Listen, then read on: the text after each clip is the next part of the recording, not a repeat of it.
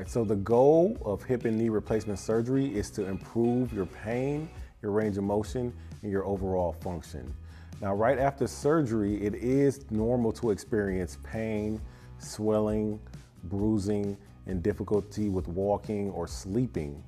These symptoms are expected and they will improve over time. Now, to help manage these symptoms, it's important that you take your pain medications as prescribed and use your ice machine and complete your home exercises and physical therapy as part of your normal postoperative protocol. They're very important in terms of controlling your pain and reducing your swelling. Your recovery and your results depend largely on how much effort you put in yourself at home and also how much effort you put in during your physical therapy. Staying consistent with your exercises will help you regain your strength, also your movement and your confidence over time.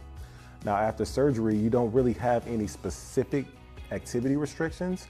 You should gradually increase your activity, but most of all, it's important to kind of listen to your body, right? If it doesn't feel right, you might want to avoid it. And if you have any questions, just call us and we can figure out what you need to do from that point on.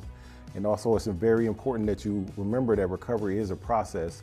With time, effort, and the right support, most patients experience significant improvement and they return to the activities that they love to do.